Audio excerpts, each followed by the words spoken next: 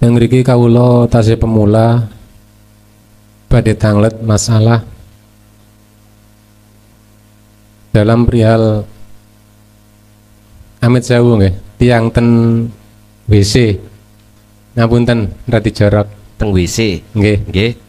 Kedahe sering kula mireng lek ten tiyang syariat kan mboten kantuk nyebutaken asma Allah. Nggih. Menika sing mboten asal niku mengucapkan lewat lesan napa tos pundi ngaten Yai? Ngoten nggih. Nggih. Nggih sampun, saya ngula. Assalamualaikum warahmatullahi wabarakatuh. Waalaikumsalam warahmatullahi wabarakatuh. Kita tahu jasad kita yang ingin buang air besar, lah nggih, otomatis masuk di dalam WC. Rasulullah lewat hadisnya memberikan petunjuk, jenengan kalau melebu masuk di dalam WC harus kaki kiri terlebih dahulu sambil berdoa supaya dijauhkan dari gangguan setan, yaitu minal hubuthi wal khobaith. Memang di dalam syariat nggak boleh Pak jenengan mengucap asma-asma Allah, nggak boleh, atau Quran secara lesan nggak boleh. Cuman maksud dawuh Kanjeng Nabi iku ngandung kinayah sindiran ati sampean kudu eling iso mlebu nang WC karena Allah. Bisa jenengan dodok sing dodokno Gusti Allah. Yang bisa mengeluarkan kotoran itu karena Allah. Kalau hati sampean iku dzikir sing wonten mriki antawa ana boten la ilaha illa anta, la ilaha illa anak boten iku wacanane Qur'ane. Ning ati sampean nek nyebut Allah lewat pangrasa boten napa-napa. Ngiyakini nyun sewu jenengan sagete mlebet nang WC ya karena Allah, dodok ya karena Allah, bisane buang air kecil besar ati sampean ngerasa semua karena Allah. Nggak apa-apa kalau seperti ini. Kalau sampean wujudno cara dohir, ini yang nggak boleh. Ana jero WC takbiran, mboten asal tahlilan, mboten angsal. Cuman nek eling, nah niki yang harus, menurut saya harus ingat. Ingat yang kumaksud sadar ning ati kita itu ada satu pangrasa, merasakan kehadiran Allah yang segala-galanya bisa terjadi itu semata-mata karena Allah. Makanya di dalam niat apapun, niat sholat, niat apapun, mesti ditutup lillahi ta'ala. Sholata lillahi ta'ala.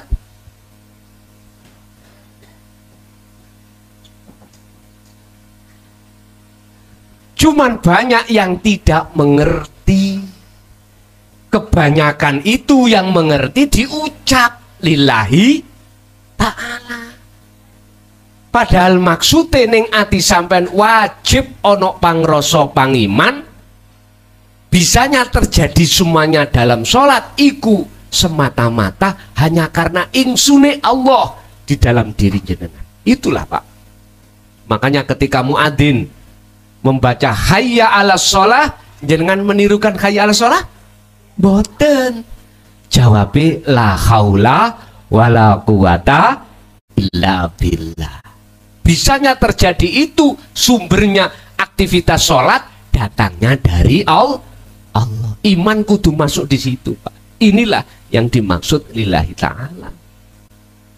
Hayya 'alal falah, kemenangan.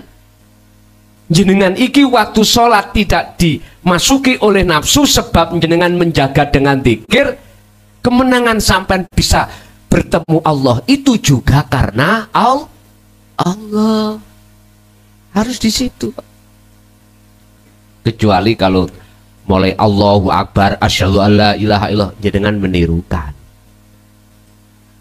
Kebanyakan ngoten. Tapi jarang sekali maksudnya Allahu Akbar iku apa. Jenengan iku kali kula secara syariat menirukan Allahu Akbar. Padahal maksudnya utawi Allah urip wujude ngalam dunya sing gak ana batese, akbar gede artine kuwasa atas segala-galanya. Jenengan saged mah dahar iku bentuk akbarnya Allah. Jenengan bisa bernafas, akbarnya Allah. Jenengan bisa melihat, mendengar, apapun itu semua wujudi akbar. Itu Pak. Bon. Jadi jawaban saya yang tidak boleh itu diucapkan. Kalau di dalam hati sampean ingat pada Allah, dzikir wajib menurut saya, dan saya wajibkan pada diri saya sendiri. Bahkan mohon maaf, mestinya ketika saya masuk di dalam kamarnya istri saya, ya harus ingat. Waktu melakukan hajat, ya harus ingat. Makanya Kanjeng Nabi kan ngetokno hadis membimbing kita segala hal apapun bacalah bismillah lah, minimal ngoten toh. Artinya itu kita supaya ingat, sadar semua itu terjadinya yang menterjadikan hanyalah Allah. Gambarane antara dalang dengan wayang, Pak.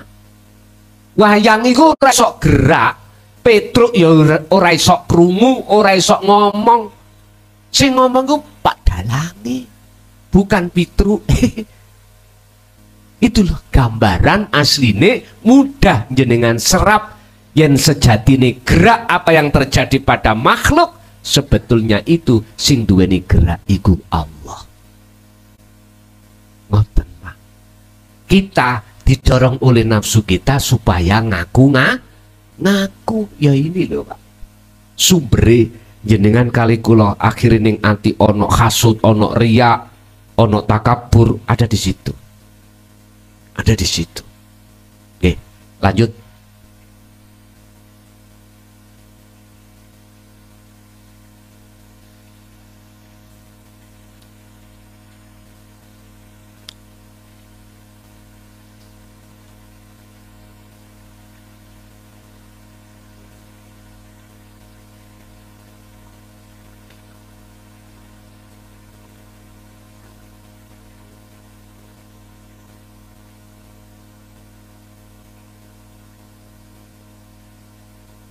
Wong iku akeh iso maca Quran, ya.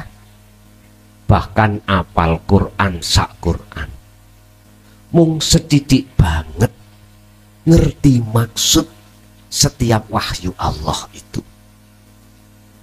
Akeh wong iso maca Quran, banyak orang yang bisa baca Quran kanthi fasih. Mohon maaf, alim Quran. Tapi sedikit orang yang memahami maksud daripada Al-Quran. Karena apa? Karena terbias dari pahala-pahala. Sak huruf wae pira pahalane sing gelem maca. Ayo, apalagi sak kalimah. Karena kita terbias dengan pahala-pahala disitulah Pak, akhirnya kita lupa maksudnya apa. Contoh surat Anbiya 66 itu, min dunillah perkara sakliyane Allah sifate iku malayan fa'ukum syai'aw wala yadhurrukum. Mana sih maksudnya selain Allah itu gak bisa memberikan manfaat, gak bisa mendatangkan mudorot apapun. Maknanya itu yang bagaimana? Gak paham. Eman Pak, eman. Jenengan kali kula bisa maca Quran sampai fasih, bahkan hafal sak Quran, tapi gak paham maksudnya. Eman. Ngertos eman nggih? Sayang sekali. Justru mohon maaf, jikalau jenengan tidak paham maksudnya, tak pastikan hati jenengan akan tersarang penyakit takabur. Hati-hati. tersarang penyakit takabur. Rumangsa apik katimbang orang lah, rumangsa bener dhewe daripada orang lah. Ini bahaya, Pak. Keterangan ini hanya bisa Anda dapatkan di dalam hukum hakikat. Dalam hukum syariat nggak akan ketemu, Pak. Nggak akan ketemu. Luwe apik wong ora iso maca Quran. Tur yora, mohon maaf ya, tur yora apal Quran. Mocone bletotan, moco bismillah besemelah, mohon maaf. Tapi dia ngerti maksud ma la yanfa'ukum syai'aw wa la yadhurrukum, bahwasanya selain Allah itu tidak bisa memberikan manfaat apapun atau mudarat apapun. Lebih baik hatinya orang seperti ini. Tapi kalau bisa sih lahir yo baik, jerone yo baik, Quran yo Quran yo iso maca, fasih, apal, lebih-lebih mengerti maqasidul a'dham, maksud yang sebenarnya itu bagaimana. Alangkah lebih baiknya ibaratnya sampean dadi pelem wis tuwek mateng, rasa ambek bentuk dohire podo, legi nikmat. Sebab ada, Pak, banyak pembakul-pembakul ini kulaan, mohon maaf, peleme belum tua ya, tetap diunduh terus dikarbit, bentuke kuning, legi, boso dioncei, dimakan rasanya asam kecut. Lebih baik ya menurut saya, lebih baik peleme ijo tapi rasanya manis. Gak ada lagi kecuali pelem itu sudah tua.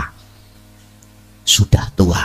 Artinya ilmu nom iku ilmu syariat, ilmu tuwek iku ilmu hakikat. Mula jenengan ojo leren oleh tolek ngelmu nom terus no nuju ilmu tuwek. Mbah Buyut biyen iku nek ngomong ilmu tauhid iku gak ilmu tauhid, Pak. Ilmu tuwek. Ilmu kaweruh. Kaweruh datang Gusti Allah disebut ilmu tuwek, ilmu tuwa. Dulu itu ngoten. Mboten ilmu tauhid, mboten. Qur'ane memang tauhid. Walladzi arsala rasulahu bil huda wa dinil haq, aidinu tauhid liyudhirahu ala dini kulli walau karihal musyrikun. Walaupun baginda Rasul dicaci maki oleh kaum pada saat itu, bahkan Rasulullah mau dibunuh, mohon maaf, oleh Abu Jahal, Abu Lahab lewat Surakoh itu, gitu. Tapi beliau tetap menyampaikan kebenaran dari Allah ini. Itulah ilmu tuwek, ilmu tauhid. Ji, lanjut.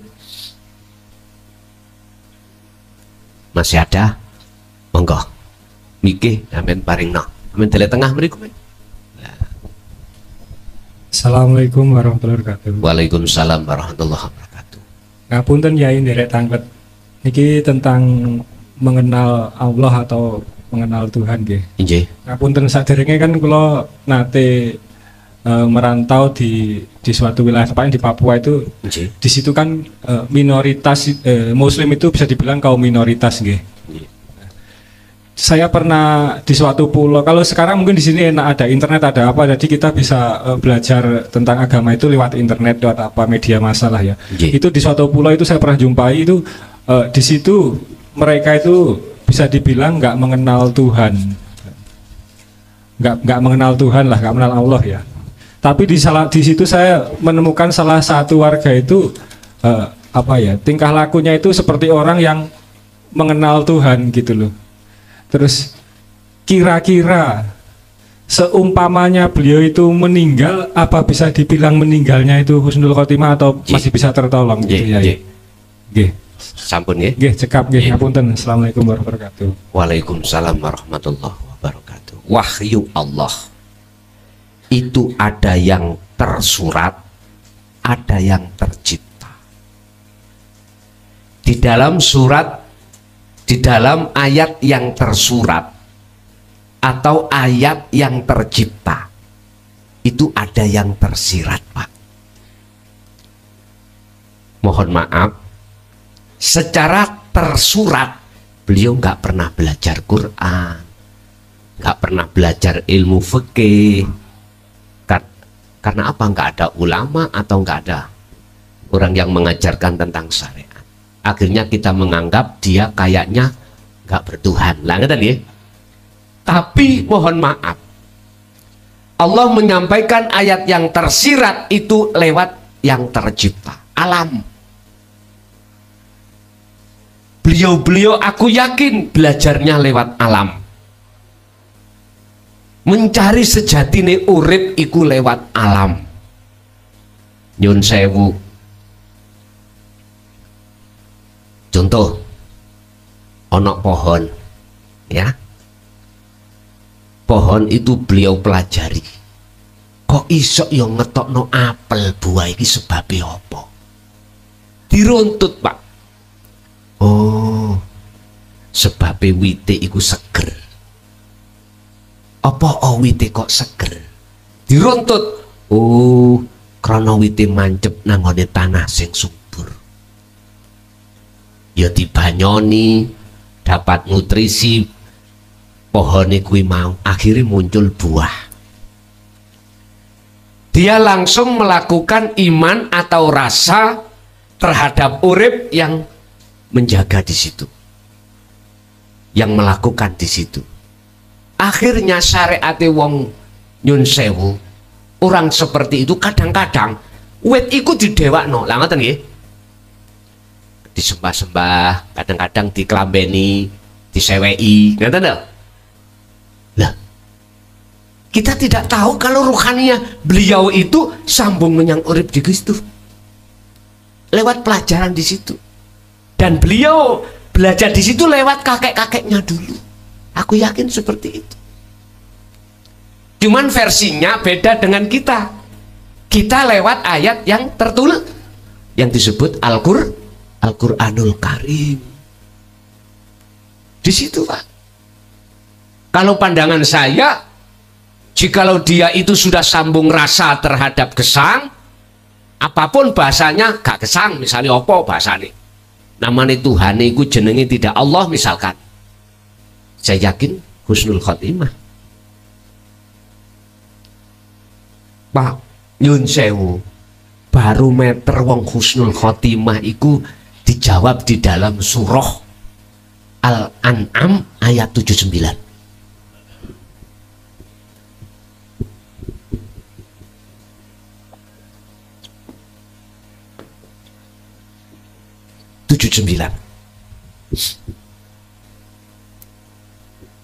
Wong husnul khotimah itu sebab sudah tidak menyekutukan Allah, tidak menyekutukan yang Maha Esa dengan yang lain. Bentuknya ya apa? Iki sampean waca bentau, wino sampean waca. Sebelum jenengan membaca Fatihah waktu sholat ada namanya doa iftitah. Lah ngoten nggih. Ini wajah wajhiya, sesungguhnya ku hadapkan wajah ruhku, hatiku kepada wajah Allah. Kita nggak bisa menghadapkan kalau tidak belajar terlebih dulu pemahaman tauhid la ilaha illa anta, Pak. Harus dipahamkan dulu ilmu itu. Oh, ternyata urip iki bentuk imane sudah tidak lagi terhadap selain ini, yang umat Islam menyebut Allah. Ini barometernya. Tapi jikalau jenengan ini hati itu tidak beriman pada wajhiyah, wajah Allah, atau tidak menghadap terhadap wajah Allah alias menghadap terhadap selain Allah, yaitu samawati wal ard, isine langit dan bumi, maka secara pandangan hakikat hati saya masih kelebu perbuatan yang menyekutukan Allah. Berarti waktu sholat kula niki hakikati masih menyekutukan Allah. Bukti nih Pak, atiku isi iling sak liyane Gusti Allah. Mohon maaf sebelumnya. Jadi saya katakan mesti husnul khotimah. Walaupun belajarnya itu lewat ayat yang tercipta. Dulu Pak, dulu. Sebelum agama Islam, nyun sewu, Islam sekarang ini loh, syariat ke Pulau Jawa, wong Jawa nyembah apa sih? Sholatnya yuk napa? Dia belajarnya untuk mengenal terhadap hidup itu lewat apa? Lewat alam, lewat kejadian-kejadian yang alam iki Pak. Itulah yang disebut dulu itu ilmu sejati, ilmu tuwek. Lah sekarang disederhanakan biar bisa kita terima. Kita yang ada di golongan syariat belaka diterjemahno dengan bahasa Quran. Makanya saya mengambil hujah itu mesti kebanyakan dari ayat-ayat Allah. Cuman tak genahno asli maksudnya ayat ini begini loh. Bukan berhala watu itu yang disembah. Bukan berhala watu yang harus dihancurkan, bukan. Yang kita sembah adalah alladzi subhanalladzi asra bi 'abdihi lailan. Dialah zat kang maha suci. Maksudnya sesuatu yang tidak bisa kau sebut, yang memperjalankan hambanya di tengah malam ini. Basa Jawa biyen Pak, mbah iku ngomong, ya kuwi ngger urip kang sejati sing ngloberi alam dunya langit. Ternyata alam dunya iku ya jasad sampean kali kula. Dohir iki alam langit adalah ruhaniyah kita. Sebab Allah iku dekat ning rasenggolan. Ini bentuk kinayah-kinayah beliau dulu itu seperti itu Pak. Jadi jawaban saya, walaupun dia tidak mengerti tentang wahyu Allah, ayat-ayat Allah yang tertulis, tapi dia mengerti ayat yang tersirat lewat tercipta, mongko ketika saat hatinya itu sudah menghadap terhadap wajah urip, wajah Allah, walaupun aktivitasnya apapun dia tetap disebut husnul khotimah miturut kacamata hakikat, bukan syariat. Kalau kacamata syariat husnul khotimah iku ketika jasmania sampai melakukan kebaikan. Namun ini contoh waktu sholat sujud gak tangi-tangi, waktu khutbah jenengan moro-moro geblak mati, husnul khotimah, pandangan manusia, pandangan syariat. Tapi bagaimana pandangan Allah? Ntar dulu. Allahu utawi Gusti Allah iku layan duru ila suwarikum wa amwalikum, tidak melihat fisik jenengan kali kula. Walakin Allah yanduru fi qulubikum, tetapi Allah itu melihat hati jenengan bagaimana, imannya kemana, ke Allah apa ke selain Allah. Contoh salat, menghadap Allah ataukah menghadap selain Allah waktu salat. Allahu Akbar. Arek cilik Jumatan ini lho Pak, biasa toh arek cilik rawame teng wingking ya. Ning ati mesti ngomong, anake sapa delondongi sapa iki. Unsumi wong Jumatan rawame.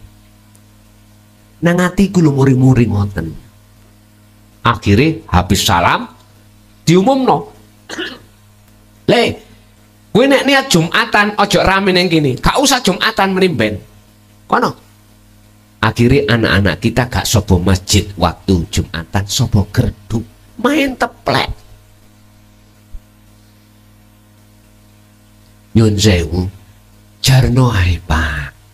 Waktu Jumatan anak kecil rame babano, iku pendidikan dia biar nopo jenenge sopo masjid. Durung ngerti. Bahasanya secara jasmaniah durung ngerti. Padahal kalau boleh saya katakan, lebih makrifat anak kecil daripada kita sebagai imam. Karena anak kecil belum balik, Artinya hatinya, ruhaninya belum terserang penyakit-penyakit yang bersifatkan hawa nafsu. Belum. Lala apa aku ngimami kok yo atiku gegeran arek cilik. Iku bertondo berarti hati saya tidak menghadap wajah Allah. Loh, ini fakta loh, Pak. Mengapa harus kita tutup-tutupi? Walaupun kita alim baca Quran, baca kitab, baca hadis, mengapa harus kita tutupi? Faktanya memang begitu. Siapapun kita. Bahkan pernah terjadi Rasulullah dawuh, hai sahabat, siapa yang bisa sholat dengan khusyuk, saya kasih serban hijau. Gak ada yang bisa. Kecuali Sayyidina Ali. Itu pun waktu sholat, mau salam, teringat serbannya. Artinya apa, Pak? Benar, Pak, sholat khusyuk itu susah, wangil. Tapi bukan berarti tidak bisa. Estu. Ada yang mentafsirkan, wong Sayyidina Ali sahabatnya nggak bisa, apalagi kita. Hanya Rasulullah yang bisa. Lah ngoten, Pak. Jangan, Pak, keterangan itu jangan kau lontarkan terhadap umat. Itu sama halnya mengkerdilkan semangat umat. Jangan. Kalau saya menerjemahkan, itulah contoh siapapun kita, manakala ketika sholat jenengan tidak berzikir hati pada Allah dengan zikir sirul asrar, tidak akan pernah bisa. Alimo koyo opo, kupluke miti tolinci koyo opo, gak iso. Gak bisa terjadi seperti itu. Sebab Allah katakan dalam surat Nur ayat 35, nurun ala nurin yahdillahu linuri mayyasha. Cahaya makrifat itu hanya diberikan terhadap hamba yang dikehendaki. Siapa hamba yang dikehendaki? Merekalah yang alladzina yadhkurunallaha qiyaman wa qu'udan wa ala junubihim. Mereka yang selalu berzikir hatinya apapun kondisi sikon yang dihadapkan Allah. Baik ibadah murni atau tidak murni, sama saja. Hatinya bertemu Allah. Lanjut. Ibu menawi ada, monggo.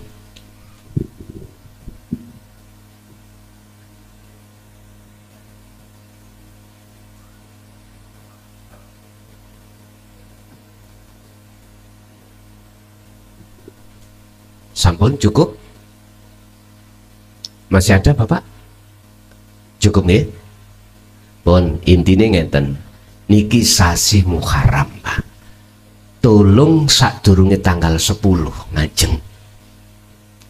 Sejarah sasi Muharram itu sangat sakral ing miturut umat Islam, khususi wong Jawa. Gunakan ngasah keris, umbahan keris sampean. Pundi keris? Mpun keris-keris niku lho ya. Senes, keris niku lak senjata toh. Nopo senjata sampean? Iman. Iman, Pak. Umbahan iman sing kotor iki. Nek cara bahasa wong Jawa, keris di ombeni kembang. Dikei makanan kembang. Itu kinayah. Artinya adalah iman, Pak. Ya ayyuhalladzina amanu khulu fisilmi kafah. Ihsankanlah iman jenengan. Carane yok nopo? Ngeten, Pak. Apabila di dalam hati kita ada iman selain Allah, dalam hal apapun makhluk itu masih ada, bersihkan. Carane piye? Pun sampai kalau hanya bisanya waktu malam, waktu siang, silahkan. Waktu pagi, silahkan. Pun sampean nek gak bisa dengan berdiri, dengan duduk. Gak bisa dengan duduk, dengan berbaring. Akal sampean iki sampean lepas. Perkara-perkara urusan dunya sampean lepas. Ini bisanya lepas manakala hanya dengan hati jenengan merasakan bahwasanya urip di dalam diri jenengan sesungguhnya wujudnya Allah. Kanti ngucap masuk napas hu, metu Allah, hu Allah, sambil jenengan merasakan bahwasanya karena hidup dalam diri jenengan itulah wujudnya Allah yang bisa melakukan segala hal apapun. Jikalau itu sudah masuk di dalam hati sampeyan iku perilaku seperti itu, nanti jenengan dengan sendirinya hati jenengan lalai dengan urusan-urusan dunia. Saya ingatkan, kadang-kadang Allah memperjalankan sampean ruhaniyah sampean itu di alam lain. Sampean merasa dilakukan, dimasukkan di alam yang gelap. Jenengan jangan takut. Karena di dalam gelap itu ada keindahan. Malam yang gelap, sampean lihat di atas, menjadi indah, bintang bisa kelihatan, bulan. Sampean gak usah takut. Karena itu sebab proses pembersihan kotoran hati, Pak. Sampai ikuti sampai kemanapun Allah memperjalankan. Jangan mandang waktu, membatasi waktu, jangan. Sak mampu jenengan. Terus nanti jenengan akan dimasukkan dalam satu alam di mana Allah katakan dalam ayat nurun ala nurin. Cahaya akan dinyalakan oleh Allah yang disebut cahaya makrifat. Dan disitulah keakuan diri makhluk dalam hati sampean sudah tiada. Akhirnya muncul keakuannya Allah. Ala bidzikrillahi tatmainnul qulub. Dengan cara berzikir seperti inilah Pak, menjadikan hati jenengan dalam keadaan damai.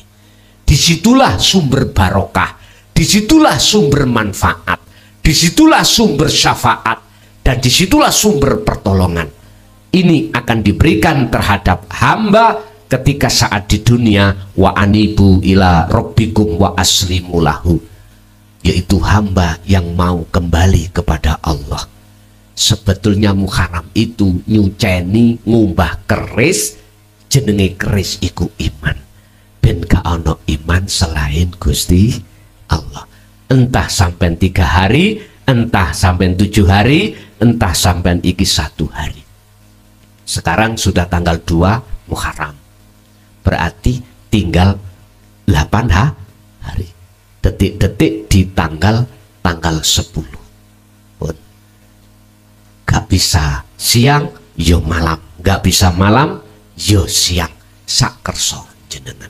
Wis muga-muga niki sedaya akan bermanfaat datang kita dan keluarga kita ila yaumil qiyamah. Lahumul Fatihah.